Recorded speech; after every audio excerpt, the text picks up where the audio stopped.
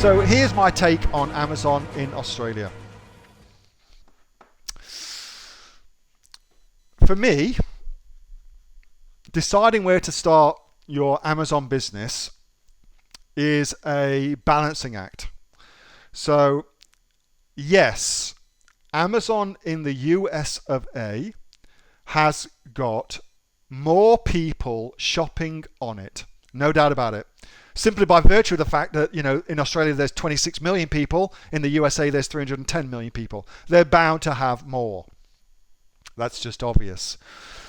However, Amazon in the USA has been going a lot longer than Amazon in Australia, so there are many, many more people competing for the same piece of the pie. The market, as they say, is mature in Australia.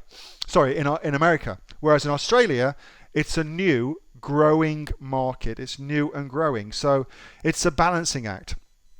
For me, pound for pound, I believe that if you are in Australia, it makes utter sense to me to get started in Australia. It is a much more forgiving market for you to launch a product on. And what your strategy ought to be is to market, to get your product to market as quickly as possible. Typically, you're going to get to market much faster in Australia. And typically, it's going to be easier for you to do. And then as soon as you've got it working in Australia, then by all means, take it out and scale it out and start selling your product in the USA. I think that's a really, really solid strategy. And here's how I would think about it.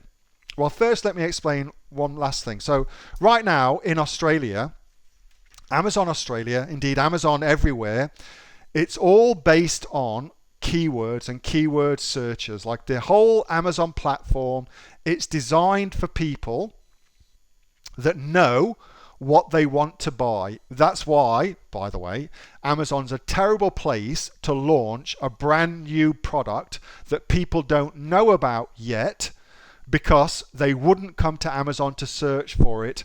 That's why other platforms are better for that. But for things what people know about, Amazon's brilliant for launching products.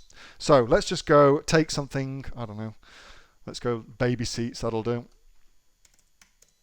So let's suppose you're selling baby seat mirrors.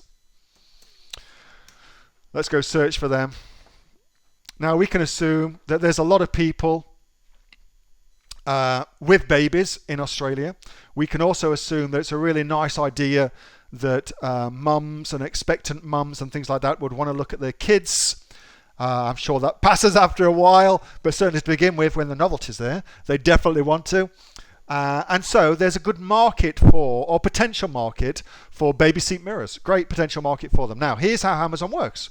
Once you have ranked your product, page 1, position 1, which is what that is right there, for that search term, baby seat mirror, Amazon becomes a self-fulfilling cycle of success for you, because you're ranking in position number 1, you get seen first, chances are you'll make sales if your product is good. The more sales you make, the more you will retain that top spot.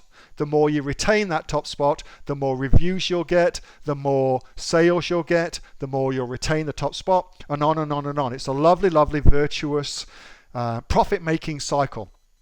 So there is money to be made by securing the spots on Amazon for great keywords like baby seat mirror, for securing them, and then simply, as Amazon grows, which it is, by the way, month on month, the traffic is in some months doubling.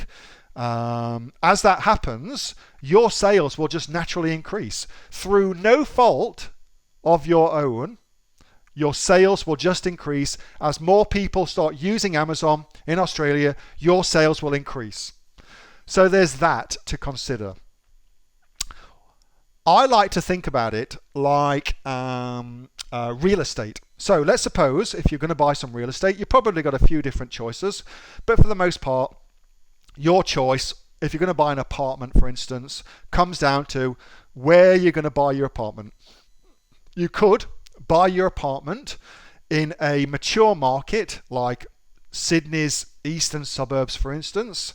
You could buy your apartment in the eastern suburbs of Sydney, a secure marketplace that's seen a lot of its growth already, but you're going to have a stable income coming in through, if you're renting it out to people, that's a very stable income coming in.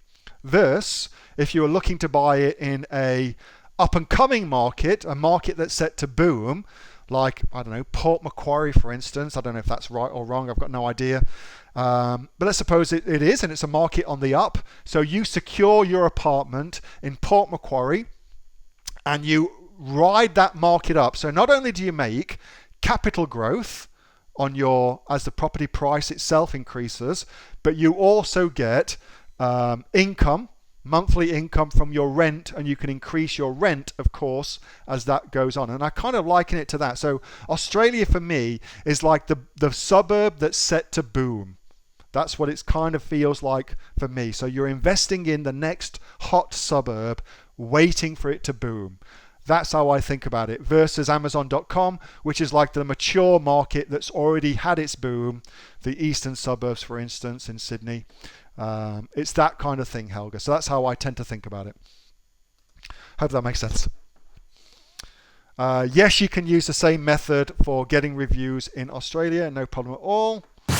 Hey, thanks so much for watching that video, and I hope that you got some massive value from it. Before you go, do you live in Australia? If you do, this is for you. Would you like to learn how to sell things on Amazon here in Australia? Would you like to know what sells really, really well and what sells for the maximum amount of profit?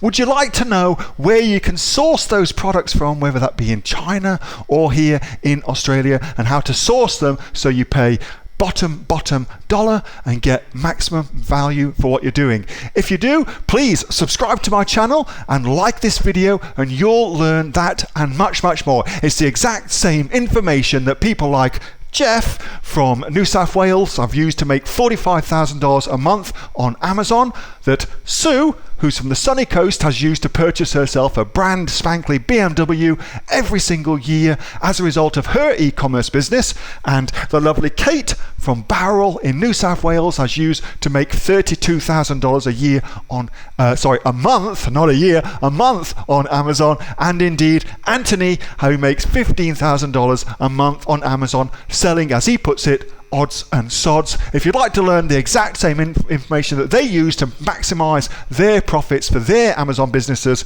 subscribe to this video, like my channel, post below if you want me to teach you something. Okay, I'm out of here. Speak to you soon. Bye. Subscribe. Do it now.